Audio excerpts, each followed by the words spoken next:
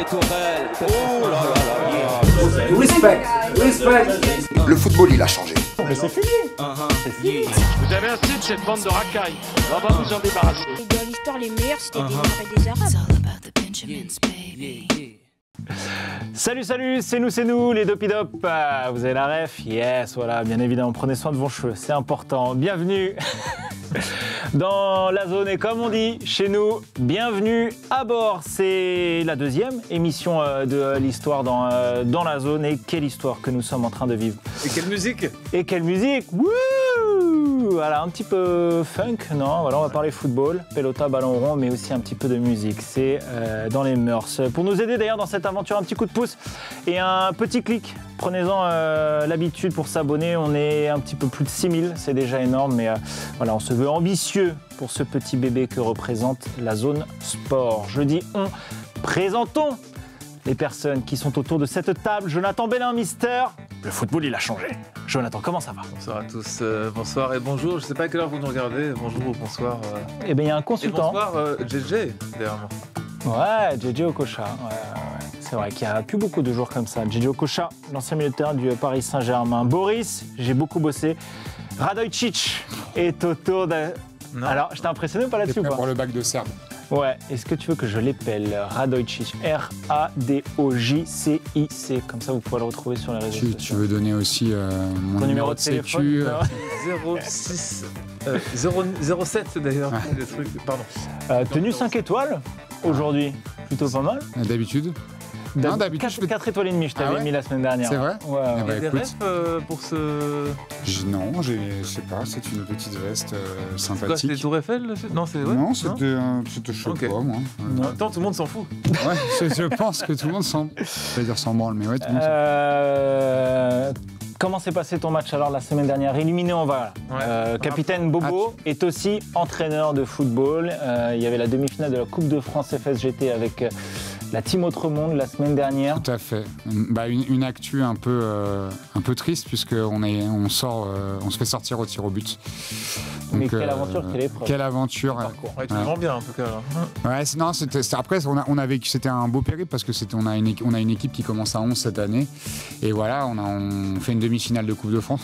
On est un peu le Nantes, tu vois, en championnat. C'est-à-dire qu'on se fait sortir, nous on se fait sortir en demi, mais en championnat, on n'est pas bien non plus. Donc qu'on ne perde pas tout sur la fin de saison, il va falloir se reconcentrer. Une solution en parlant de Nantes, c'est qui te Vire le coach. comme ça. On en parlera dans quelques minutes. Mais voilà, la Team Autre-Monde. Voilà, je vous invite d'ailleurs à suivre un petit peu les aventures de la Team Autre-Monde sur les réseaux sociaux. Il y a vraiment pas mal de choses très sympas à vivre avec cette équipe et son entraîneur. Boris Radojcic. Donc, le concept de l'émission, vous allez vite le comprendre. On va revenir sur l'actu du foot, bien sûr du ballon rond, un petit peu ce qui gravite autour du pré, le tout avec le sourire. On ouvre, let's go, c'est parti pour le baromètre de la zone. Antoine Kombouaré, limogé du FC Nantes, c'est arrivé mardi. Aïe. Il y a 2 jours, ou un peu plus si vous nous regardez un peu plus tard. Donc c'était il y a mardi dernier, 2 jours après la défaite à domicile contre Strasbourg. C'était une grosse rencontre en vue du maintien. C'était leur finale pour le maintien, une des 5 dernières finales qu'il leur restait au Football Club de Nantes. Kombouaré limogé à 4 journées de la fin. Du coup, il ne reste plus que 4 journées avant la fin de cette saison 2022-2023 en Ligue 1. On rappelle le classement, messieurs. Nantes est 17e et premier relégable, donc à 2 points du 16e, place occupée par Auxerre. Jo, est-ce que c'était inévitable pour toi le licenciement d'Antoine Kombouaré? Est-ce qu'on dit vraiment ce qui se passe en off de cette émission? Raconte tout, Jo. Est-ce qu'on dit, par exemple, que la semaine dernière, je t'ai dit qu'il allait se faire limoger avant le match de Strasbourg et qu'il y aurait un électrochoc et qu'il gagnerait contre Strasbourg et que finalement, ça n'a pas été le cas. Le match de Strasbourg a eu lieu, une énième défaite. Ils l'ont remercié en début de semaine. Et du coup, je pense que l'électrochoc arrivera ce week-end à Toulouse pour la revanche. Ouais, c'est vrai qu'il y a 2 semaines, Nantes qui s'est pris une petite déculottée contre Toulouse en finale de Coupe de France. Au vu du calendrier, je pense que ça suffira pour se maintenir, puisqu'ils ont un calendrier qui est vraiment assez dégagé. Après, il faut que l'électrochoc ait lieu, évidemment, mais je sais que par expérience, l'électrochoc a lieu assez souvent quand il y a un changement d'entraîneur. Alors, tu parles de calendrier, il y a quand même, déplacement à Toulouse, réception de Montpellier, qui en ce moment est plutôt pas mal, un déplacement à Lille, qui a aussi une place européenne, une 4e place à aller chercher. Eh bien, il y a un piège que je n'avais pas vu dans ce que tu viens de dire. Ah. Pour moi, il y a 3 équipes sur 4 qui sont en vacances. Sur Angers, Toulouse et Montpellier, donc. Voilà. Sauf que l'entraîneur de Montpellier, Michel Derzacaire, n'est pas en très bon terme avec le FC Nantes. Et c'est un des meilleurs amis d'Antoine Comboiré, en plus, voilà. qui plus est. Donc, et si ça se jouait sur ce match-là, on verra. Tu parlais d'électrochoc, c'est Pierre Aristoui et Osvaldo Viscarondo qui vont remplacer le Canac. Toi, comment tu as appris la nouvelle ? Est-ce que tu comprends, à 4 journées de la fin, qu'on puisse licencier un entraîneur ? Non seulement je le comprends, mais en plus je trouve que, et ça n'a rien à voir avec le coach en soi, hein, mais je trouve que dans ce genre de situation, il ne faut jamais trop attendre. Tu vois, c'est comme quand tu es en couple, hein, quand tu sais que ça ne va plus, tu n'attends pas que tu te jettes des trucs dans la figure et que tu trompes ta meuf pour te dire qu'il y a un problème. Donc je pense qu'ils auraient peut-être dû faire ça avant. Enfin, tu vois, je rejoins Jo sur la dimension un peu dynamique de groupe, dynamique collective, où quand tu veux qu'il y ait une prise de conscience collective, il faut un choix qui touche le collectif. Si tu fais des ajustements individuels en tant que coach, mais que tu vois que ça va droit dans le mur, il faut qu'au-dessus, on prenne une décision. Je pense que Comboiré, c'était un coach... En plus, c'est un coach que j'aime bien. Je trouve qu'il est attachant.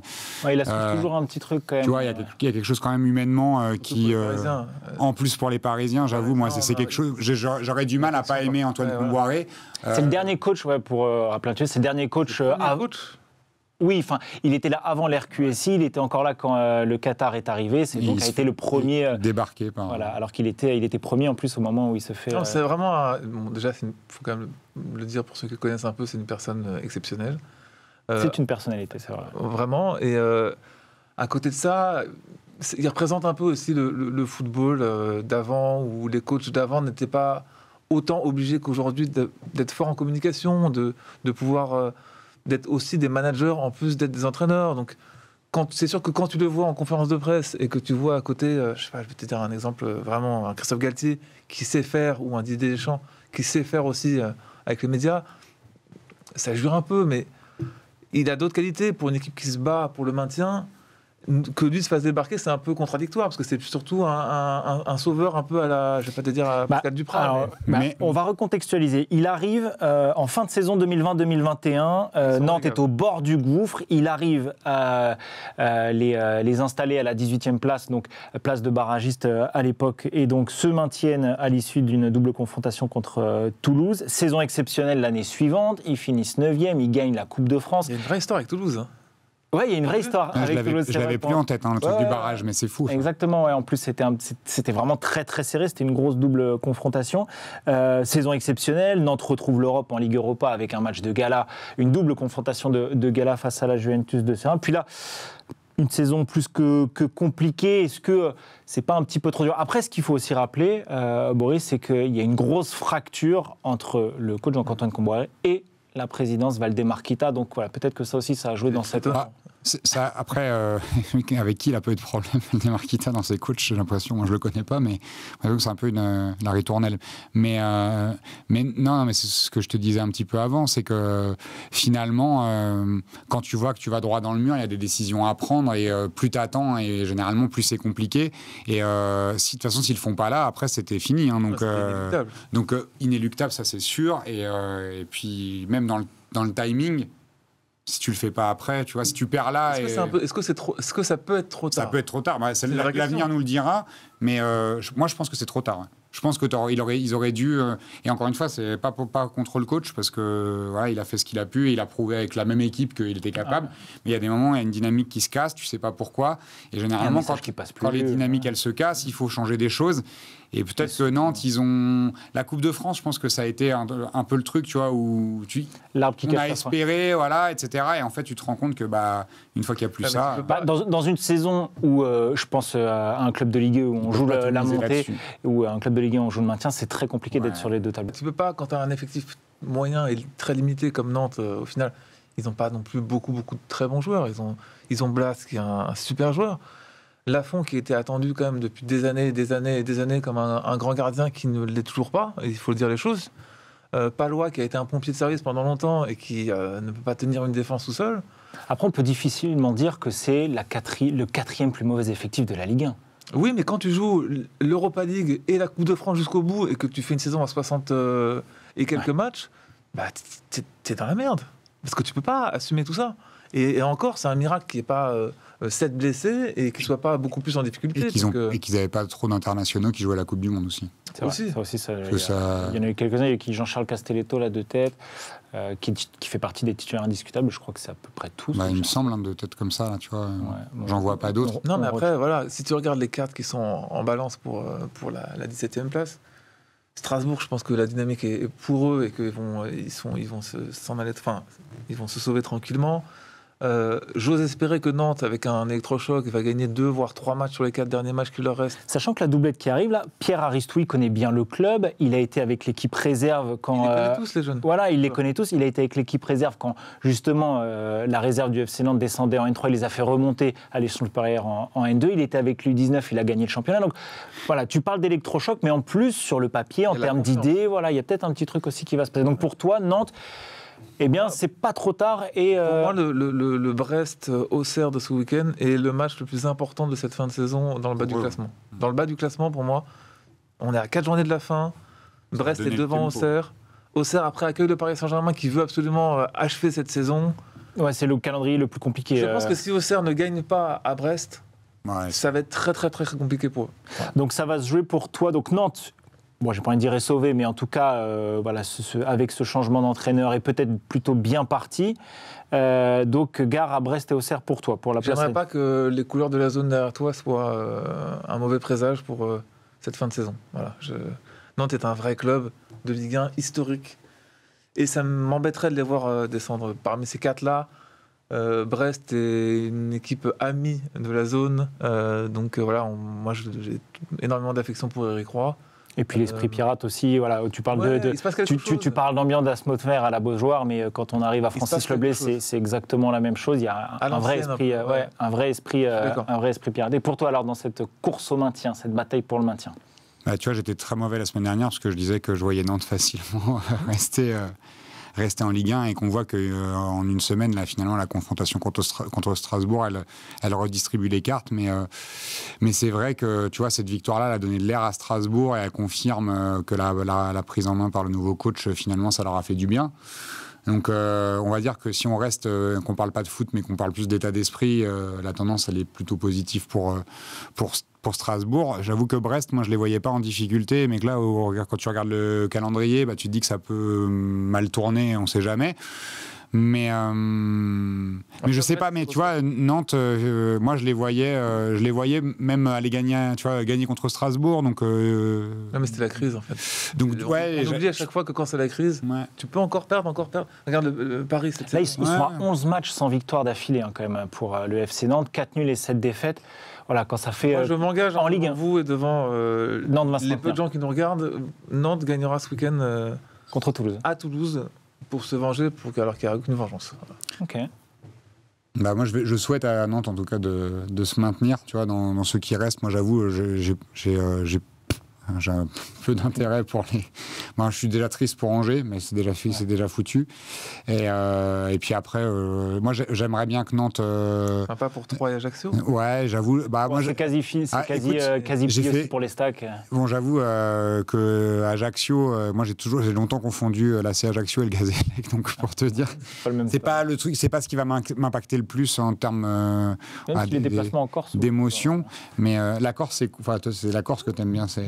Plages, les cocktails avec des parasols, c'était ce genre de boucle. Non, mais le soleil, tout simplement, c'est déjà très cool. Mais je souhaite que Nantes reste pour faire pas mal de déplacements en tant que supporter à une époque de ma vie, et j'adore ce stade, j'adore la Beaujoire. Ils étaient encore presque 30 000 j'adore l'ambiance, je trouve qu'il se dégage un vrai truc. Moi, j'aime surtout les ambiances, tu vois, dans le foot. C'est vrai que c'est un truc qui me touche beaucoup, et c'est pour ça que Strasbourg, je disais aussi que ça me ferait vraiment chier que, tu vois, qu'il n'y ait plus la méno en Ligue 1. bien parce que c'est des clubs où il se passe des trucs quand t'es dans le stade. Donc moi j'ai une petite fibre, en tout cas affective avec des clubs comme ça. Donc j'espère vraiment que Nantes va pouvoir se des maintenir. ambiances dans les 4 équipes, je mets Brest un tout petit peu devant Auxerre. Ouais, même si en ce moment, c'est quand même leur première remontée depuis plusieurs saisons quand même du côté d'Auxerre. L'abbé Deschamps a fait pas mal de fois guichet fermé cette saison. Ouais, Là aussi, bien avec tout le monde, hein, t'as vu, non, mais sincèrement, il se passe vraiment quelque chose. Après, la Beaujoire, encore une fois, là, ce week-end, ils étaient 30 000. L'abbé Deschamps, c'est pas la Beaujoire. Non, on pourrait être allé plusieurs fois à l'abbé Deschamps. C'est un peu plus champêtre, l'abbé Deschamps, bien évidemment. Mais ce que je veux dire, c'est que voilà, on parle souvent des supporters quand ça va mal. Il faut aussi en parler quand ça va bien. On tape. Quand je dis on, ce sont les médias qui tapent souvent sur la Brigade Loire. Là, ils ont été exemplaires de l'échauffement jusqu'à la fin de la rencontre. C'était, alors qu'on parle encore une fois d'une équipe qui n'a pu gagner un match en Ligue 1 depuis 11 matchs, au bord du gouffre. Mais une équipe qui a 7 titres de champion de France, 8. Tu vois, genre c'est un vrai club. Tu vois, tout à l'heure, Jo, il parlait de un vrai club de Ligue 1. Pas pour dire que les autres sont pas des vrais clubs de Ligue 1, mais un club historique en tout cas. C'est ça. On parle d'un club qui a quand même beaucoup de championnats au palmarès, des coupes de France à foison, une identité. Enfin, tu vois, le jeu à la nantaise, même si aujourd'hui ça n'existe plus en l'état comme on l'a connu, comme il a existé, ça reste quand même dans le vocabulaire du foot français. Tu vois. Il y a un vrai héritage que le FC Nantes a laissé. Et du coup, moi, quand ils étaient en Ligue 2, je trouvais qu'il y avait un truc qui n'était pas à sa place. Tu vois. C'est pour ça que au-delà même des supporters et tout, ce que représente ce club-là pour le championnat de France, moi, ça m'embêterait de plus les avoir. Ouais, le message tout plein de positivisme. La transition est magnifique. Autre cas, comme on vous l'a évoqué dans la zone et dans ce baromètre, c'est la Coupe du Monde U20 qui aura lieu en Argentine d'ici quelques jours, du 20 mai au 11 juin. On va évoquer l'équipe de France U20 et sa génération dorée, génération qui n'ira pas en Argentine tenter de soulever le trophée. Landry Chauvin, l'entraîneur est donc l'entraîneur de cette équipe de France U20, a essuyé près de 30 refus de clubs ou de joueurs. Il y a des joueurs aussi qui ont refusé de participer à cette aventure. T'as des noms, Pouka? J'ai pas les noms. Landry Chauvin, mais il n'était pas à Angers à un moment donné? Il a fait Brest, il a été à Nantes aussi, Landry Chauvin, a vérifié pour Angers, mais bon, il n'y a pas tant de kilomètres que ça entre Angers et Nantes, donc c'est vrai que c'est pas impossible. On va tenter de se mettre à la place de l'un et de l'autre, donc à la place de Landry Chauvin, à la place de ceux qui ont refusé, d'abord à la place des clubs. Jonathan, est-ce que tu comprends les clubs qui refusent un petit peu de laisser leurs joueurs partir? Alors, non, d'abord ton avis. D'abord mon avis. Ouais. Alors bonsoir. Tout d'abord, il y a plusieurs choses à prendre en compte. La première, c'est que tu as certains clubs qui sont encore dans la lutte pour se sauver, pour les Coupes d'Europe, pour la Ligue des Champions. Voilà. Donc tu as des joueurs qui sont encore concernés par la fin de championnat. Par un objectif, que ce soit la montée. Qu'importe leur club, que ce soit la descente, la montée, n'importe quoi. Cela, tu les comprends? Ça, je comprends tout à fait. Il y a un rôle à jouer, voilà, etc. Un joueur, on va prendre un exemple type, qui pour moi est le meilleur exemple. Je pense que tu sais de qui je parle. Oui, je le vois dans tes yeux. Ouais. Voilà. Eddie Boye, l'attaquant de Montpellier, qui vient de 4 buts à comment il s'appelle? Au Groupama Stadium. Groupama Stadium. Ce joueur-là, Montpellier, ils sont, on va dire, en vacances. Il ne joue plus rien. Lui, je pense qu'il a fait le match de sa jeune carrière pour l'instant. C'est pas les 3 prochains matchs de Ligue 1 ou les 4 derniers matchs de Ligue 1 qui vont changer sa vie, tu vois. Il a fait le plus beau match de sa vie le week-end dernier. Donc la cote, il l'a déjà, quoi. Exactement, la cote, il l'a déjà. Et puis même, je vais te dire un truc. Tu vas briller par rapport au U20 là-bas, en Argentine. Il y a des recruteurs du monde entier. Je pense que tu peux finir meilleur buteur avec une vraie équipe et éclater. Enfin, après, je vais faire un parallèle avec 2013, parce que je pense que j'imagine que tu l'as trouvé quand l'équipe de France gagne en 2013 les U20. Dans cette équipe-là, tu as 3 champions du monde actuels. Mbappé, Areola et... Non, Paul Pogba, Alphonse 2013. Areola et... je l'ai plus. En tant que supporter lillois, c'est normal que tu ne l'aies pas. C'est-à-dire que c'est un Lensois? C'est Florent Thauvin. Florent Thauvin, bien évidemment. Florent Thauvin. Mémoire sélective. Après, ils n'avaient pas forcément... par exemple, Paul Pogba, pas sûr qu'il soit à cette époque-là, parce qu'il était à United. Les 3 étaient... Non, Pogba titulaire et capitaine, je crois. Areola titulaire. Il y a Dean qui est dans l'équipe, il y a Kondogbia qui est dans l'équipe, il y a Kurt Zouma qui est dans l'équipe. Ils avaient une équipe. Tu vois, et il la gagne au Brésil. Donc, il y a quelque chose de noble, il y a quelque chose de... Voilà. Et puis c'est une ligne aussi sur son CV. On va quand même rappeler ceux qui ont refusé. Quand je dis ceux, c'est soit les clubs qui ont interdit leurs joueurs, soit les joueurs. Il y a Mathys Tel qui est au Bayern de Munich, pas forcément titulaire et qui n'a pas un gros rôle à jouer dans cette course quand même au titre entre le Bayern et Borussia Dortmund. Eli Wahi, tu l'as dit. Warren Zaïre-Emery, Bichabou. El Shaddai Bichabou, Elias Benseguir, Isaac Touré, Désiré Doué, tout ça, ce sont des joueurs. Benseguir, par exemple, c'est compréhensible, tu vois. Surtout qu'en ce moment, avec Wissam Ben Yedder, voilà. Désiré Doué, Lucas Gournadois, qui est en Autriche à Salzbourg, Mohamed Ali Chaud, qui est à la Real Sociedad, les deux Lyonnais, Malo Gusto et Sel Koumbedi. Malo Gusto qui appartient à Chelsea, mais qui est prêté jusqu'à la fin de saison à Lyon. Édouard Michou, qui va jouer les playoffs avec Sunderland pour monter en Première Ligue. Ayman Kari, le Titi parisien prêté par le PSG au FC Lorient, qui n'a joué que quelques minutes cette saison en Ligue 1, contre Paris, bien évidemment. Ça, par exemple, c'est très spécial. Mathis Sabline, qui joue le maintien avec Auxerre. Leslie Hugo Chokou, Ismaël Doucouré. On va tous les taguer. Junior Mwanga. Et il y a encore un statut un peu particulier, celui de Yohan Coré, qui joue au Paris FC en Ligue 2. Mais pas vraiment tout le temps titulaire et pas vraiment utilisé par Thierry Lanray. Il doit jouer avec la Nationale 3 pour éviter la relégation en R1. Le club du PFC a refusé qu'il aille avec les U20. T'as bossé, hein? Bah, écoute, non, incroyable. Donc, il disait qu'il avait du mal un petit peu... On va reparler du cas d'Eli Wahi. Il a quand même 17 buts, Boris, cette saison en Ligue 1 depuis son quadruplé. Voilà, il y a aussi, tu parlais de cote. Est-ce que toi, tu te mets plutôt du côté de Jonathan à dire... C'est une vraie question pour toi. Ah bah vas-y, Jean. Parce que justement, la dernière fois, tu parlais... Enfin, la dernière fois. Tu parles souvent de legacy pour Mbappé, tu vois. Un joueur comme Eli Wahi, tu vois, tu sens... Mbappé, il y serait allé direct. Je sais pas comment t'expliquer. On disait ça pour les JO, il les a pas fait. Mais il a voulu y aller. Donc... il sera prochain. T'inquiète pas pour moi. Oui, je m'en doute pas, mais bon, il y aura Vas-y, non, mais ça m'intéresse. C'est vraiment un truc au-delà du sport. Pour moi, c'est incompréhensible. J'avoue, hein, tu vois, sur la question de Wahi, qu'il y aille pas, c'est incompréhensible. Moi, j'avoue, l'histoire, en plus de Montpellier a pas plus grand-chose à jouer. Ça pourrait leur permettre même de faire une belle, enfin, tu vois, même d'augmenter sa cote si jamais il brille là-bas. Ils vont sûrement peut-être. S'il y a une belle offre, ils vont le vendre, tu vois, cet été.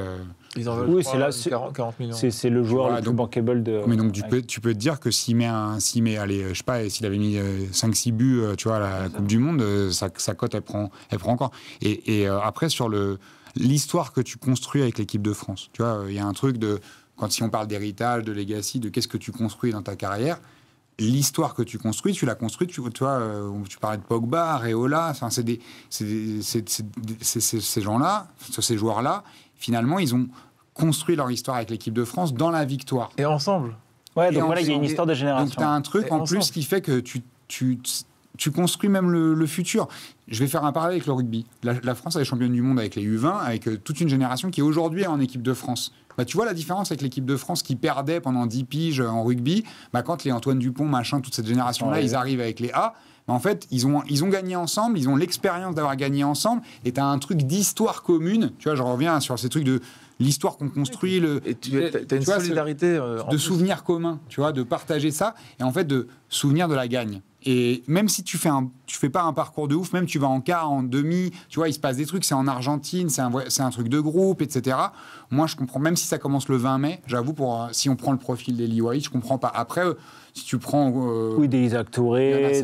Seguir, par exemple, c'est compréhensible, Monaco joue leur rôle. Ouais. Tu vois, il est obligé d'être là. Alors, dans ce cas-là, pourquoi, si c'était une compétition si importante, pourquoi est-ce qu'elle est en dehors des dates FIFA? Pourquoi est-ce qu'elle intervient en plein milieu? Enfin, en plein milieu, j'abuse. Non, mais ça arrive souvent, en cours. Il faut le dire, c'est vrai. Sur les U20, ça arrive. Hein. Oui, mais dans ce cas-là, si c'était une compétition qui comptait énormément, que ce soit dans l'esprit de groupe, ou tout simplement sur le CV, ou en vue d'un prochain transfert, pourquoi est-ce qu'elle est en plein milieu en cours de saison? C'est des U20. Non, c'est plus jeune.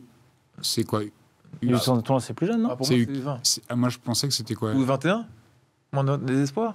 Non, c'est pas les espoirs. Tournoi de Toulon, tu vois, c'est un truc. Ouais, c'est ça, c'est des moins de 20 ans. Ouais, donc c'est un tournoi qui n'est pas un championnat du monde, qui est un tournoi sur invitation, je pense. Et voilà. Et là, ça arrange tout le monde, parce que c'est le sud de la France, c'est l'été, tous les recruteurs ils viennent et ils partent en vacances. C'est comme quand, à l'époque, je travaillais à Nice, on savait qu'au stade de Nice, tu avais tout le temps tous les mêmes recruteurs qui venaient parce que c'est sympa de faire un déplacement à Nice quand tu es recruteur en Norvège ou en Allemagne. C'était ou pas à l'Alliance Manchester. Rivière à l'époque. Non, mais tu vois, je veux dire, oui, mais ils venaient voir Nice-Marseille, Nice-Paris, Nice-Rennes, tous ces matchs-là. Donc, ouais, je sais pas. Moi, je suis entièrement d'accord avec ce que tu as dit avant sur l'aspect collectif, création d'un groupe, création d'une histoire, création d'un coup. Enfin, voilà, c'est incompréhensible. Toutes les grandes générations, enfin, tu vois, toutes les grandes générations, elles ont gagné chez les. Enfin, tu regardes, hein, souvent, elles ont gagné chez les jeunes. Enfin, c'est rare que des générations qui ont performé de ouf chez les jeunes, il se passe rien chez les A. Après, en fait, j'arrive pas à comprendre comment. Parce qu'il n'y a aucune homogénéité dans la Fédé, il n'y a aucune homogénéité entre chaque. Enfin, comme dans les clubs en France, en Ligue 1, chacun, par rapport au U20, au U16, tout le monde bosse de son côté, tu vois. Il n'y a vraiment pas trop de synergie. Et c'est ça le problème, c'est que quand tu regardes les clubs qui performent le plus en formation, par exemple, c'est là où ça travaille le plus en synergie. On parlait de Lyon avant de commencer l'émission, ça bosse très bien chez les jeunes. Rennes, c'est pareil. Il n'y a pas de secret, tu vois. En équipe de France, c'est plus compliqué. On préforme les joueurs en France, ils terminent leur formation à l'étranger. C'est ce qui se passe aujourd'hui. Donc voilà. Alors, vous parliez de répercussions tous les deux et ce que peut représenter une Coupe du Monde U20 avec son équipe nationale. On parlait d'Eli Wahi. Voilà, on reste sur Eli Wahi. Est-ce que lui, dans sa tête, il ne se dit pas, il me reste 4 matchs en Ligue 1, ça se trouve sa dernière saison en Ligue 1, 4 matchs avec Montpellier, a priori sa dernière saison avec Montpellier. Est-ce que ces 4 derniers matchs ne vont pas être plus regardés que sa Coupe du Monde U20 ? Donc, potentiellement, est-ce que ces 4 derniers matchs n'auront pas un impact plus important en vue d'un prochain transfert ? Non. Je suis pas sûr. Montpellier, ils ont plus grand chose à jouer. Tu vois, t'es pas à l'abri qu'ils fassent des matchs insipides et qu'il se passe pas grand chose. Là, il a mis un quadruplé, donc on a l'impression que tu vois qu'il y a un truc de ouf. Et puis ça marche pas comme ça. Voilà, c'est les mecs, ils les connaissent déjà. Ils connaissent tous les joueurs de Ligue 1, surtout les titulaires. Je pense que c'est une aventure. Tu vois, il y a le truc de l'aventure humaine. Moi, après, je suis pas à sa place, donc tu vois, il y a peut-être 1 milliard de trucs.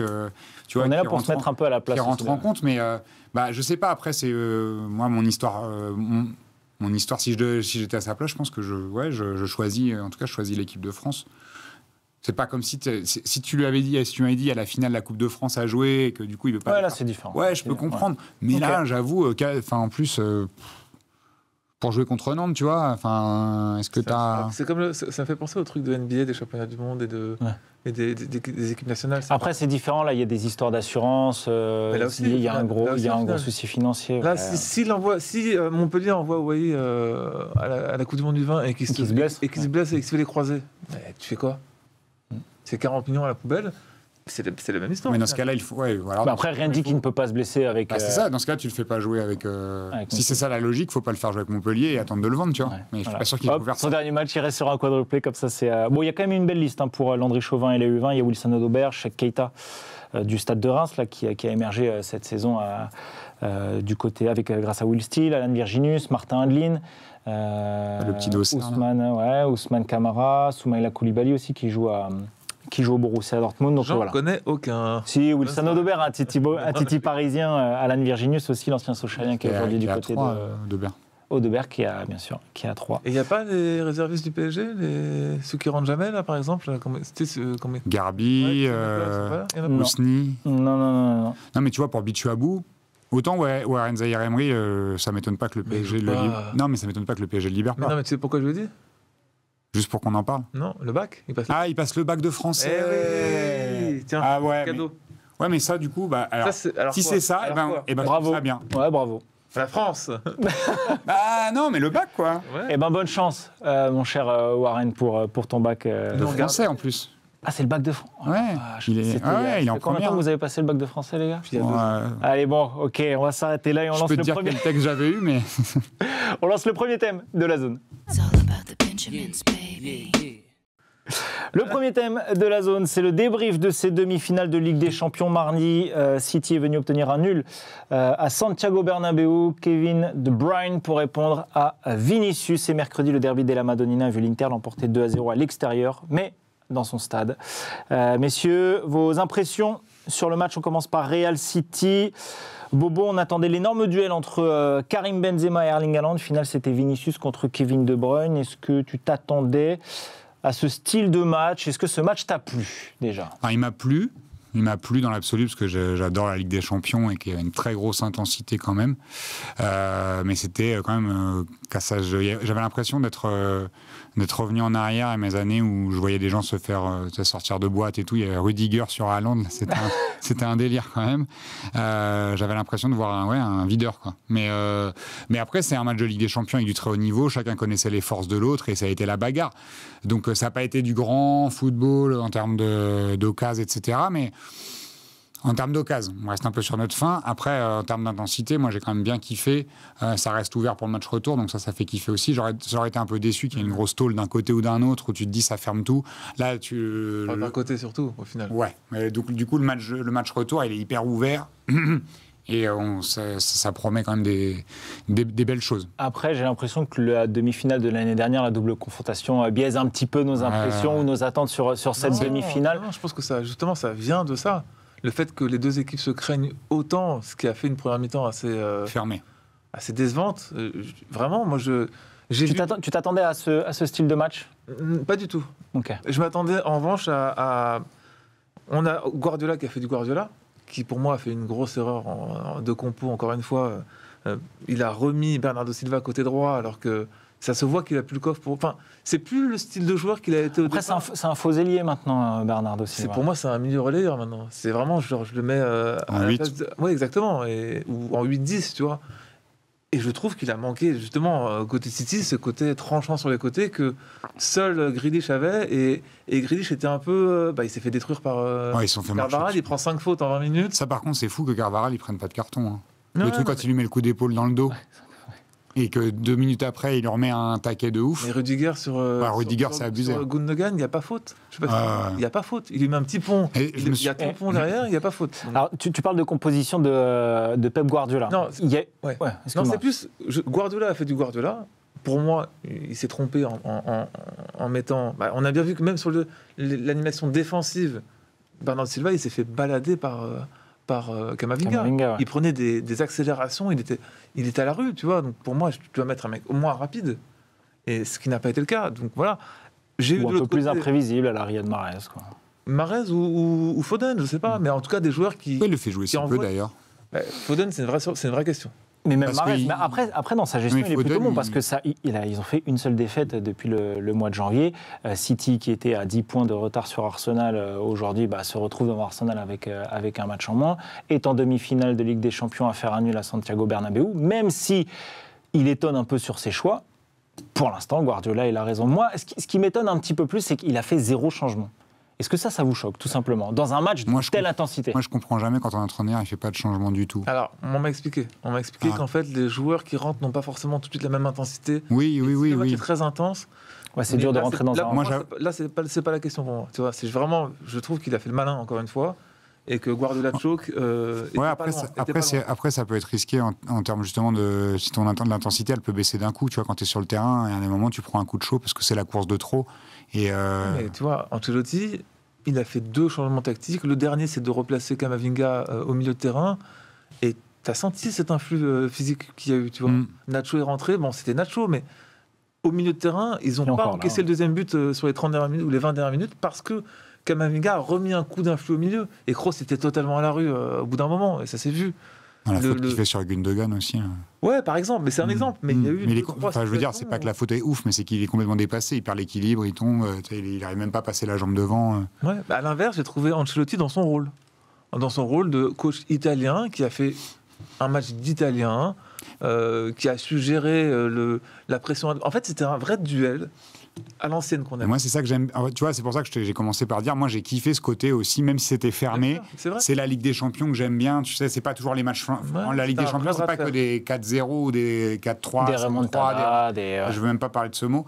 Mais du coup, tu vois, j'aime bien aussi le côté un peu fermé où il va te rester de l'allant sur le match retour. En plus, le fait qu'il n'y ait plus les buts à l'extérieur, les trucs, tu sais que ça va jouer.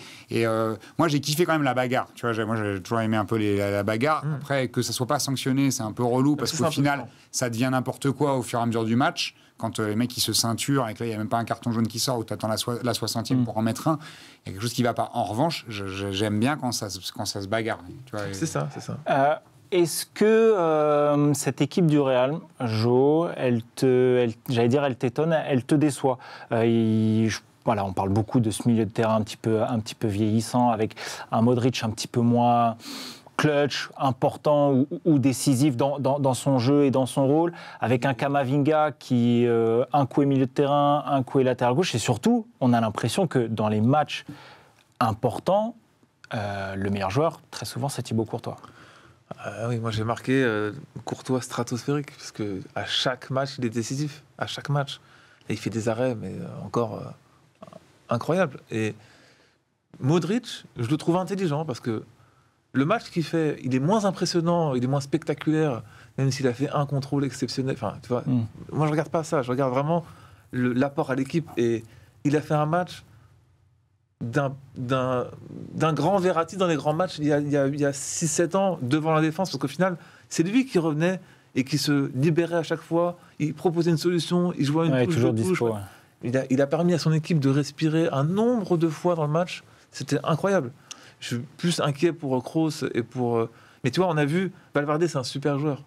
Mais quand il joue à ce poste-là, techniquement, tu vois qu'il a des lacunes qui sont un peu dérangeantes. Voilà, moi, je le préfère un cran au-dessus, Valverde. Après, encore une fois, c'est pas facile. C'est vrai que Ancelotti, dans son management, dans sa gestion humaine, il est exceptionnel. Mais oui, Camavinga, on sait que c'est un joueur exceptionnel partout où il joue, mais voilà, en début de saison, il était plutôt cantonné, il était plutôt dans un rôle de remplaçant au milieu de terrain. Aujourd'hui, il est titulaire arrière gauche, et puis en cours de match, il se retrouve au milieu central. Valverde t'en parlait, il a fait tout le début de saison en tant qu'ailier droit, maintenant il se retrouve...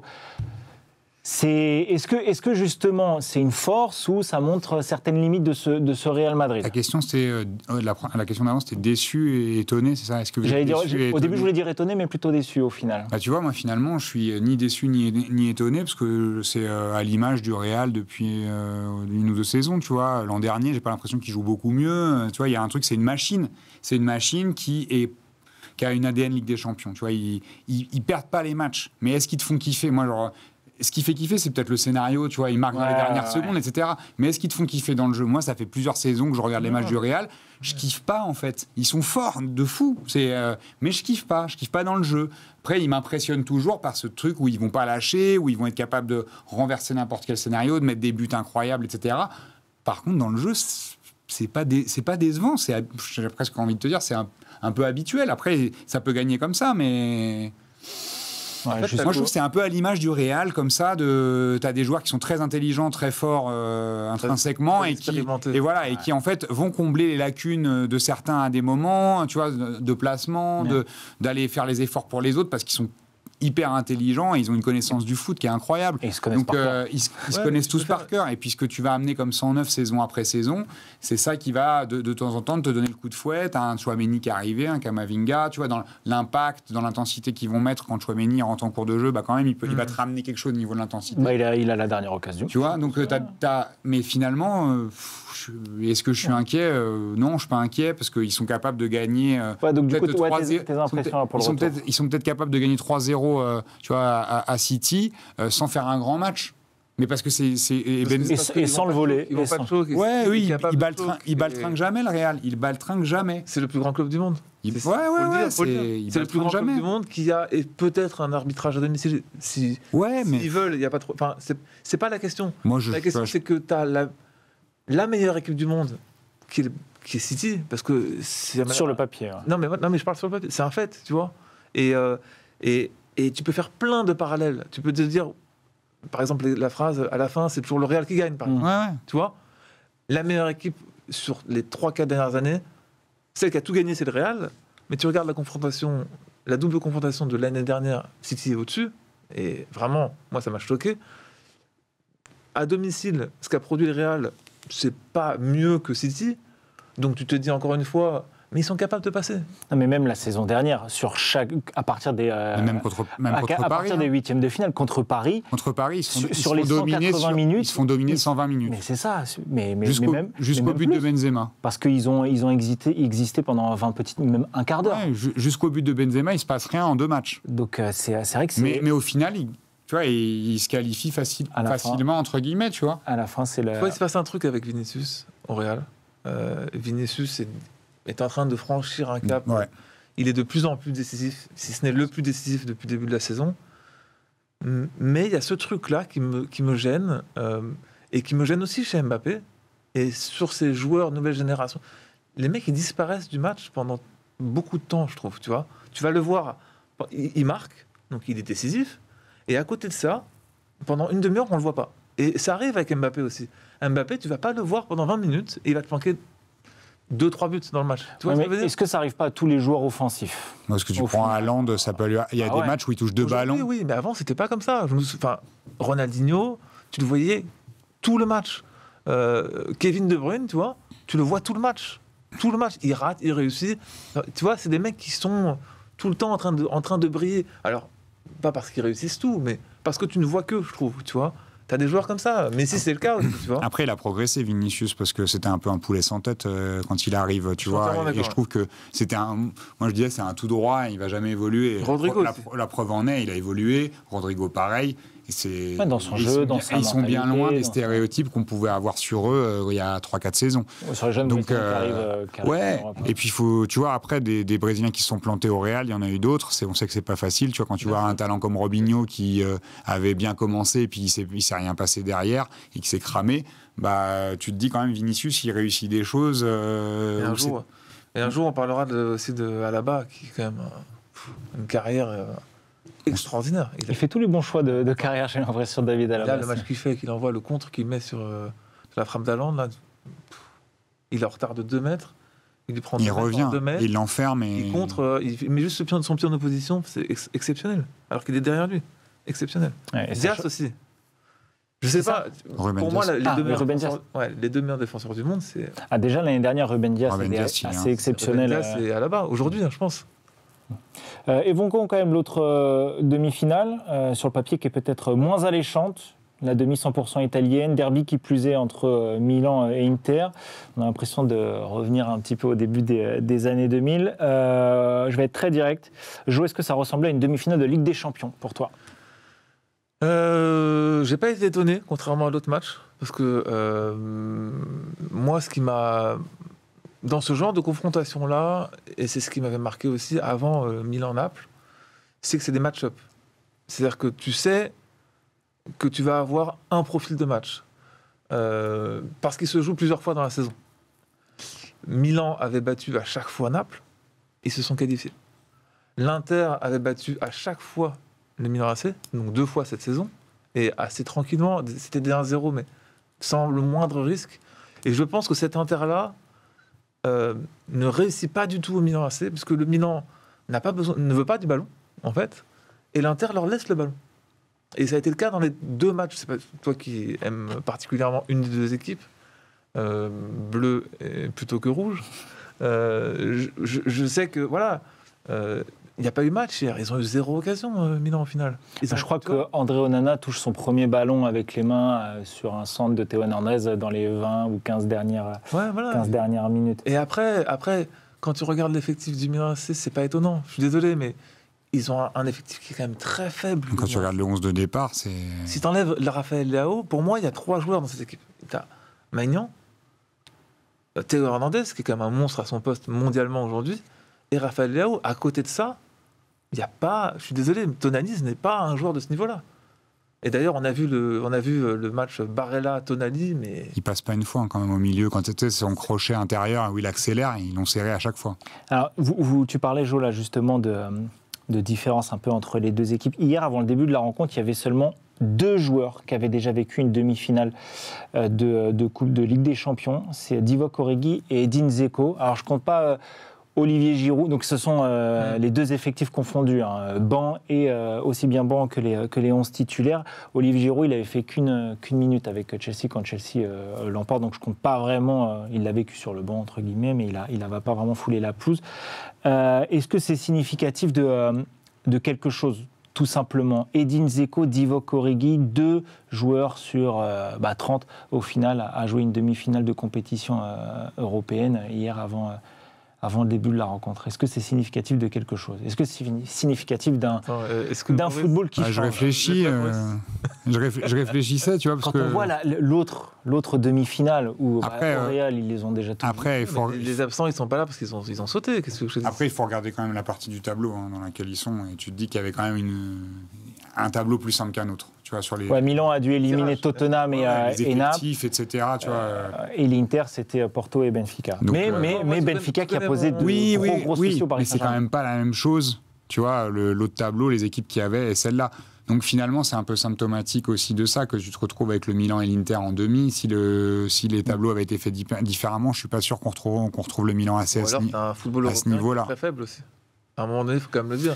En ce moment, c'est vrai que c'est pas non plus... On a 4-5 grosses équipes. Ça fait 2-3 ans quand même. Et qui sont pas forcément en Ligue des Champions, enfin qui sont plus en Ligue des Champions depuis un moment. Et je dis 4-5 encore, je suis gentil. Est-ce que le football, il a changé ?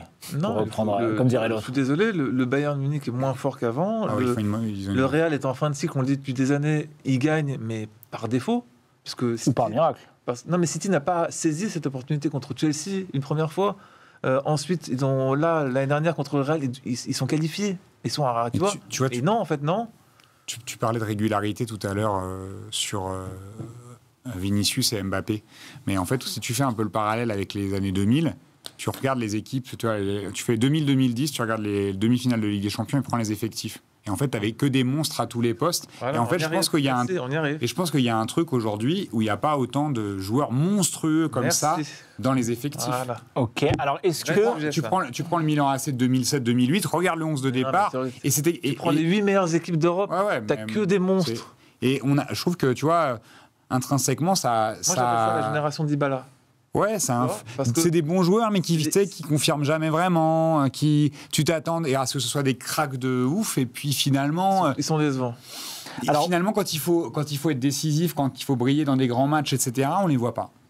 Et ça, c'est vrai pour Bernardo beaucoup Silva, c'est vrai, par exemple. C'est un excellent joueur, mais c'est pas un grand joueur. Il y a cette barrière d'être... Quand tu es un grand joueur, tu vois, as un supplément d'âme que on pense à... Tu vois, on parle de... Là, même on reprend l'Inter, et tu compares à l'Inter de Zanetti. Tu vois, et en fait, tu te dis, même un mec comme Javier Zanetti, bien sûr, en fait, sous-côté de fou, à mon avis, dans l'histoire du foot et de comment aujourd'hui on le perçoit. Qui a fait à peu près tous les postes sauf gardien de but en plus. Mais tu vois, et qui était un monstre. Et tu prends l'équipe de l'Inter, quand tu mets, je sais pas, oui, t'en avais dans beaucoup de clubs. Là, par exemple, sur cette demi-finale, Milan-Inter, est-ce qu'il y a des grands joueurs, tout simplement, sur la pelouse ? Est-ce qu'il y a un joueur ? Des Zanetti, t'en avais dans plein de clubs. Ouais. T'avais Maldini. Dans tous les clubs, il y avait des Zanetti. C'est ça qu'il faut dire. Aujourd'hui, ça n'existe plus. Genre, vraiment, tu vas en avoir. T'as quoi ? T'as Müller au Bayern. À l'Inter, t'en as pas. Brozovic, bon, ok. À la limite, il était sur le banc. Mais tu vois, ça n'existe plus. Après, il s'est blessé au plus mauvais moment, Brozovic, parce que quand il s'est fait remplacer, le milieu de terrain fonctionnait beaucoup. Et je pense qu'il y a cette gestion aussi à prendre en compte. Il ne représente pas le club, quoi. Tu vois, oui, c'est vrai qu'il y a, ça manque peut-être là aujourd'hui. Celui qui pourrait avoir cette carrière un peu là, du côté de l'Inter, c'est Bastoni, qui a été acheté très très jeune à l'Atalanta et qui est annoncé comme un crack et qui ne fait que crier son amour pour l'Inter. Bah alors, est-ce que, voilà, on dit un peu en rigolant, le football, il a changé. Est-ce que le foot, c'était mieux avant ? Alors, dans ce cas-là, Bobo. En termes de quoi ? En termes d'émotion, en termes de compétition européenne, sur l'intensité des matchs, sur ce que représentaient les joueurs, sur le management, après, sur les coachs, sur le système foot. Est-ce que le foot... Après, il y a plusieurs choses qui ont changé aussi. C'est que tu jouais pas autant de matchs à l'époque que tu en joues aujourd'hui. Tu n'avais pas des Coupes du Monde en plein milieu d'année. Tu n'avais pas... Tu vois, non mais, tu vois, c'est aussi compliqué d'avoir, tu vois, d'être vraiment juste dans la comparaison si on considère l'évolution du foot mondial en parallèle. Okay, tu avais quand même beaucoup moins de matchs, même en Ligue des Champions. Enfin, tu vois, il y avait eu des demi pourris avec Tottenham, tu vois. où Lucas a estimé son tricot. Mais le Ça, Tottenham c'est il n'y a pas si Manchester longtemps, City, ça. C'est pour ça que je dis ça. Ouais. Oui. c'est quand Liverpool l'emporte en finale, mais le Tottenham City en demi-finale était. Il était marrant, mais il y a beaucoup Le niveau. Oui, mais en Le termes niveau. d'émotion, était quand même Ah oui, exceptionnel. ça, je suis d'accord. Mais l'émotion, ça change pas parce que ça reste du foot et que tu vas vibrer pour des scénarios, toi, au final. Mais si on regarde de manière un peu précise comment ça joue, moi, je prends moins de plaisir à regarder les joueurs parce que tu en as qui disparaissent, comme tu disais, tu vois, qui disparaissent d'un match à un autre. Bah, ils sont complètement transparents et tu vois, tu as des exemples, Mais là, même pour- si on remonte un peu plus, il y a un peu plus longtemps, où dans les mecs, ils se trouaient pas. Ils se trouaient pas. Alors, est-ce que, tu vois, si on devait voir les causes de tout ça, est-ce que c'est parce qu'il y a une autre, C'est trop de matchs. une autre approche du foot et de la notoriété et de ce qu'on recherche même quand on vient jouer au foot, tu vois, peut-être même sur l'hygiène de vie, tu vois, sur des trucs où il y a tellement de tentations, tellement de sollicitations, médias. Et tout. Moi, pour bosser dedans, je vois comment les joueurs ils sont sursollicités par autre chose que du foot. Mais quand je dis sursollicités, les mecs, maintenant, ils prennent des jets pour aller faire, tu vois, pour aller faire une OP une journée. Ils ont fait 10 heures d'avion. Enfin, on est dans d'autres... D'ailleurs, Lionel Messi.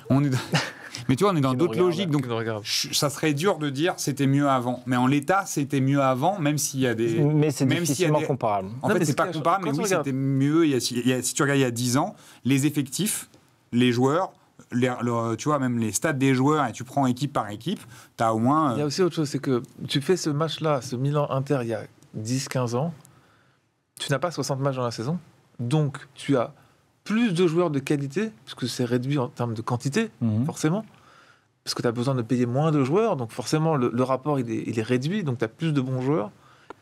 Là, tu regardes sur le match, ce qui fait défaut du côté du Milan, c'est en fait qu'ils sont champions l'année dernière, mais l'année dernière, c'est un miracle qu'ils soient champions avec cet effectif-là, faut le dire. C'est t'as beaucoup de surperformait. 1-0 avec Théo Hernandez qui met des buts à tous les matchs. Enfin, et Maignan qui est stratosphérique. C'est Meilleur gardien de série à la non mais saison dernière. c'est un miracle. Enfin, c'était fabuleux à regarder parce que il marque des buts à la 97e minute, ils arrachent des 3 points alors que bref, voilà. Et t'as de l'autre côté juste le match d'hier soir, enfin oui, c'était hier soir parce que c'est vous qui nous regardez, on tourne le jeudi. Qui était donc mercredi soir. Voilà. De l'autre côté, tu as Inzaghi qui gère son effectif physiquement depuis 3 semaines. Tu as la doublette devant qui tourne à chaque match. Donc, tu as Lukaku et... Martinez, Dzeko, les titulaires. Ouais, Et Lukaku, Correa, les remplaçants. Correa, ouais. Donc, le week-end dernier, c'était Lukaku, Correa. Voilà. Aujourd'hui, on va être amené à avoir beaucoup plus de turnover comme ça, d'un match sur l'autre. Et encore plus avec le Paris Saint-Germain et des grands clubs comme ça, puisqu'ils ont la possibilité d'avoir beaucoup de remplaçants. Et c'est ce qui se passe avec City, avec le Bayern. Ils ont 2 équipes. Donc, le principe, c'est de prendre de l'avance en championnat pour les grands clubs et ensuite de pouvoir faire tourner au moment clé. Ouais, de gérer. Ok. Ce qu'a fait parfaitement Inzaghi. Et d'ailleurs, physiquement, Bon, il a ça s'est vu physiquement hier. C'était vraiment flagrant, je trouve. Ouais, Mais du coup, je sais pas où tu vois, on peut être assez pessimiste pour l'avenir quand tu vois qu'à la prochaine Coupe du Monde, il y aura encore plus d'équipes, qu'en Ligue des Champions, il y aura encore plus d'équipes. Comment tu fais pour gérer tout ça, tu vois? Eh ben, tu deviens amoureux d'un club de Ligue 2, plus près de chez toi. Forcément, enfin, moi qui suis parisien, j'aimerais tomber amoureux d'un Paris FC ou d'un Créteil d'un Red Star, Lusitanos ou d'un Red Star, tout ça Bauer. Moi, je pense vraiment que ça passera par là. Aux États-Unis, qu'est-ce qu'ils ont fait? Ils sont fans de sport universitaire. Parce que c'est trop. La NBA, c'est trop. La NFL, la NFL, c'est plus réduit en termes de temps, donc c'est différent. Mais Après, ils ont Le une sport vision et une approche du sport qui est complètement différente. Bien sûr, mais il faut pas forcément- être sportif de haut niveau et professionnel dans un pays comme les États-Unis, aussi grand comme les États-Unis, c'est une ambition professionnelle. Alors qu'en France, si à l'école on dit je veux être footballeur ou basketteur professionnel, on va dire oui d'accord, mais comme vrai métier, qu'est-ce que tu veux faire? Non, mais Donc ce romantisme-là, je pense que si tu veux le retrouver, tu vas être obligé de passer par ce genre de vraies émotions. De vrai au sens propre du terme. Et c'était ta question, est-ce que le foot était mieux avant en termes d'émotion? Je pense qu'on va être amené de plus en plus à avoir des marques en termes de club. Donc forcément, moi la Première Ligue, je déteste à cause de ça. Parce qu'il y a beaucoup moins de sensibilité, il y a beaucoup moins de choses. La Serie A, j'aime encore regarder, parce qu'il y a de la sensibilité en Serie A.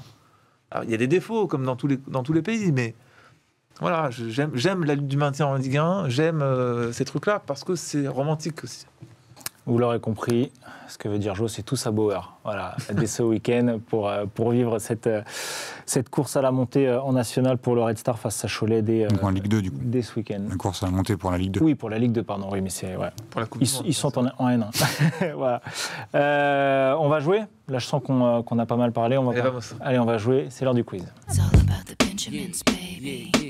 Et nous aussi, on va se mettre en mode Ligue des Champions. Je vais vous faire voyager pour ce quiz. Nous sommes en 2023, le 13 mai 2003. J'écoute la musique, j'écoute pas ce que tu dis. J'ai dit 2023. Nous sommes le 13 mai 2003, très exactement. Et nous sommes dans cette charmante ville de Milan, au Stadio Giuseppe Meazza. Dernière confrontation en demi-finale de Ligue des Champions entre l'Inter et le Milan. Après le 0-0 de l'aller, les deux clubs rivaux se retrouvent et se rencontrent dans le même stade pour le match au retour.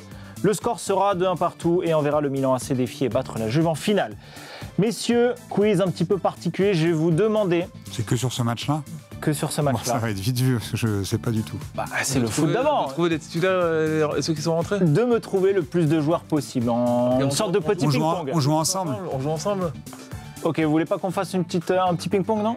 Si tu veux. Parce que moi, du coup, je les ai sous les yeux, les joueurs. Non, mais moi je dis, je fais une équipe avec Jo, là. Ouais, non, On mais cherche d'accord. ensemble. va- On ping-pong ensemble. Ouais, vas-y. Ok, donc personne n'affronte personne, voilà, c'est assez Bah, collégial. écoute, je pense que bon.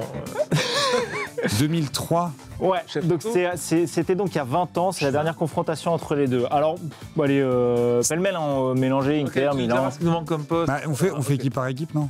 Vas-y. C'est facile, non? Dans les buts à T'as l'Inter, dit- c'était t'as qui? Ah, on commence par l'Inter. Comme vous voulez. On peut Alors, commencer par Milan, je sais pas pourquoi. Ouais, moi aussi. Ok. J'ai un peu, je sais pas pourquoi Dida ça. le plus... Dida dans les buts Ok, à c'est Milan. déjà faux. Ah merde. Abbiati. Ouais, c'est Ok. Christian Abbiati, à Abbiati. l'époque où il avait des cheveux. Christian Ah bon Abbiati, ouais, Ah, il avait Ok. des cheveux. rappelle que lui, chaud. À droite, on a qui On a Massimo Odo, un mec comme ça. Il joue pas à gauche ou à droite. On a Cafu, Je pense que ça. Non, je pense qu'il était. Je pense qu'il- 2003. Jean Kulowski. Donadoni. Non, il était à arrière gauche, Jan Kulowski. Non, c'est un certain Billy. Billy. Comment ça, Billy Billy Costa Curta, le latéral. Ah, d'accord, ok. Costa Curta. Ah, il était encore là. Mais, non, mais c'est hallucinant. Il était hein. encore- Ah, donc Maldini à gauche, ok. Ou dans l'axe, comme tu Stab veux. dans l'axe. Nesta. Nesta. Arrière gauche, un Géorgien qui fait aujourd'hui de la politique. Kaladze. Kaladze, Il y a tout une à fait. ressemblance chez Kaladze. Kaka Il y a Kaladze. une ressemblance chez Kaladze. Non, C'est pas vrai du tout. C'est, Il me semble qu'on a la photo en plus de Kaladze Là, en régie. le côté. Le cher réalisateur, Le côté, cher au cœur de Jonathan Oh, Mani, oh Bella, Mani Pezic, Côté, on va le bagarrer. Perse, Attends, le il plus est en beau train de chercher dans des l'ordi, Perses, là, je sais, Kaka Sur- Kaladze, Alors pour Il est ceux sur- qui qui avait regardent, cette Mani faculté- avec une coupe de cheveux, Il est sur Google, là, Mani. de beau gosse. qui avait cette faculté Là, Mani. là, on le dérange, il est De- mort de rire, il sait plus. Regarde, alors est-ce qu'il y a une petite... Moi, je trouve, oui, je trouve. Pas la coupe de cheveux, pas déjà. du tout, Mais mais regarde pas son du physique, tout. un physique de. Ils font... C'est son téléphone qu'on voit là Non, non, la manière dont fait l'avion Kaka Kaladze, ça ressemble énormément, ouais, dans la gestuelle à Bobo. Alors, Ambrosini, Gattuso, Il y a pas, c'est pas Ambrosini. Sidorf, ouais, Gattuso, ouais. L'autre milieu de terrain, du coup. Pirlo. Ouais. En numéro 10, Rui Costa. Rui Costa. Oh là là, non, attention, Kaka n'était 22. pas encore là. Ah non, et puis c'est après, ouais. C'est Ouais, ouais, bien c'est- plus tard. Oui, Costa. Devant, ils sont deux. Oui, Shevchenko. oui. Et le frère du coup, de Simone, le frère de Simone. Ah, Pippo Inzaghi. Pippo Inzaghi, voilà. Et dans les remplaçants, pour ne citer que Ambrosini, Serginho, Christian Brocchi, Valerio Fiori dans les buts, Roque Junior, Thomasson Roque Junior. Et et Rivaldo, qui était Rivaldo. sur le banc du Milan. C'est côté Inter, allez, on se fait l'Inter dans les buts du coup. Toldo. Bien joué, Toldo. Ah, 2003, pardon, ok. Ouais. Toldo, Arrière droit. Zanetti, Voilà, Si. t'en avais parlé, il Capitano dans l'axe. Materazzi. Materazzi. et, Avec qui avec Je l'ai Materazzi pas, un Brésilien, non Pas Lucio. Non, il n'était pas encore là. C'était au Si Bayern je vous dis encore, à Coupe du Monde 2006. Un Italien. Materazzi et. Non, Si. Cannavaro. Exact. Bien sûr. Avant Ok. d'aller au Real Je Madrid. suis désolé pour tous les Italiens qui nous regardent, mais ça fait quand même beaucoup Ça fait beaucoup d'années. de traîtres hein, dans cette équipe. Ah. Dans les deux équipes. Ah oui, mais c'est ça qui est assez incroyable. C'est- En Italie, c'est un Roberto Baggio a fait la Fio, la Ils ont fait tous Juve, les le clubs. Milan AC. Mais attends, Vieri, c'est pareil. Vieri, Mais pareil. Je vous laisse Zlatan, faire chez il a vous fait vos beaucoup. goûts. Zlatan, pareil. Non, mais c'est Ronaldo, exceptionnel. Ronaldo, il Il a en fait fait les deux deux. Milan. Mais Ibra. comment il s'appelle Ibra, il fait Zlatan, Juve et les deux Milan. ans. Non, mais c'est Seedorf, il a fait les 2000 ans. Merde. Putain. Crespo. Crespo, il a fait la Les Lazio, deux. Parme, les Il est 2000 là, ans. non, Crespo. Non, Milito devant. Non, Milito, c'est bien plus tard. Crespo, Non, là Crespo, il est à l'Inter. Hein. Crespo. on en est où? Alors voilà, donc D'accord. Toldo, Zanetti, Cannavaro, Materazzi, l'arrière gauche. Il est colombien, je vous aide un peu. Oui, je l'ai. Oui. Crâne rasé. Ah, c'est Il le fait- petit, là, le petit. Ouais, il fait un peu chef de cartel. Ouais, il est Désolé vraiment s'il nous dément, regarde. il est dément. Vas-y, je l'ai plus. Ivan Cordoba, Ah, bien putain, évidemment. Il est Ouais, dément. putain, je sais pas pourquoi Il j'ai veut vu un... pas- Mais il du veut coup, j'ai pas- vu un chauve alors qu'en fait, il est pas chauve du tout. Mais Non, il je joue dis pas crâne devant, rasé. Ouais, normalement. mais il avait les cheveux tout Il a courts. fait les... En fait, il pouvait jouer soit sur le côté, soit dans l'axe. Il a fini dans l'axe, Il mais il a était joué latéral droit. Regardez, droit, c'est ça. T'as Véron, Toute non cuisse, hein, regarde. Non, pas Véron. Véron joue le... Est-ce qu'il joue le match aller, Véron? Pas sûr. Vieira. Là, j'ai pas. Non. Non, pas Ils sont encore. pas encore Au milieu là. de terrain, Non. un Italien. Ça ressemble un peu à Baggio. Di Biagio. Luigi Di Biagio. Ça ressemble un peu à Baggio. Bah oui, Biagio. Bah, dis-le. Di Luigi Di Biagio. Un autre Italien. Ah, je les ai plus là. Je vais vous aider. Il a le même nom de famille que le latéral droit de l'Inter. Monsieur Cristiano Zanetti. Cristiano Zanetti. Ah oui, bien sûr. Un autre, le dernier milieu de terrain, c'est un. Non, Zanetti. Il n'y a pas Benoît Cohen, non, il était plus là. Non. Non, il C'était n'était avant plus là, ouais, c'était avant, tout à fait. Il gagne, Dacour non, pas encore. Il gagne la Coupe de l'UEFA, Benoît. Un autre milieu de terrain, un turc, Ah, oui. Non. Non. qui a joué à l'Inter aussi à Cannes, je crois. Ouais.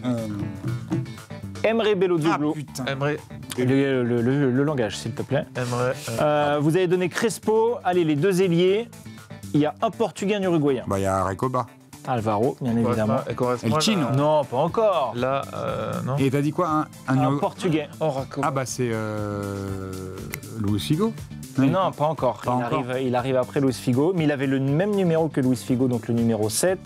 Il est coach de Porto aujourd'hui. Quand c'est ça, vous. Ah, putain. Je crois qu'on dit Ah, Conceição. ça fait 2 fois que je dis putain, pardon, Ouais. 3 fois. Et sur le banc, pour ne citer que... bon, allez, je vais donner Allez, que ceux que vous connaissez. Dalmat, franchement. Martins et Cala. Stéphane Dalmat. Franchement, je vais dire un truc. Aubafeng. Équipe de merde. Ouais, bah, fait- Équipe de merde, l'Inter. là. Ouais, de fou. Par rapport à celle de Milan. Ah, bah ouais. Si tu quoi. Oui, bah oui. Et surtout Mais bon, Après, ils ont Comme il m'a regardé ou pas Après, ils vous, ont avez vu, vous avez vu chez vous comme il m'a regardé Après, ils ont... Mani, tu seras gentil là, parce qu'on va en post-prod, tu vas me remettre le moment où je dis équipe de merde et qui fait comme ça. bah, non, quand même, il y a ils ont des une très équipe- très ils ont grands. tellement eu une équipe de fous après l'Inter, tu vois, genre dans les années qu'on suivit que. Bien sûr. Bien sûr.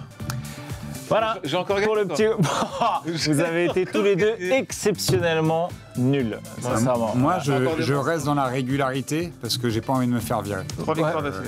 Si, parce que tu m'as dit, si jamais je le laisse pas gagner, il va me tège. Ouais, c'est vrai. C'est vrai. Donc, Et c'est vrai. du coup, C'est vrai. je continue. Moi, ça me dérange pas. Oui, mais Moi, je suis bon perdant. Ouais, mais à force, les abonnés vont croire qu'on est complètement nuls. Voilà, on va parler football et ils vont avoir l'impression qu'on. Non, parce que je donne toujours des réponses C'est un peu votre compliquées problème. et je perds. Tu vois, enfin, ça reste. Mais bon, tu auras trouvé Alvaro Recoba. Ça. El Chino. Voilà, bien On va faire un évidemment. jeu sur les surnoms de joueurs, on va voir. Allez. Ah, ça Ouais, peut être là pas mal. je ne serais pas.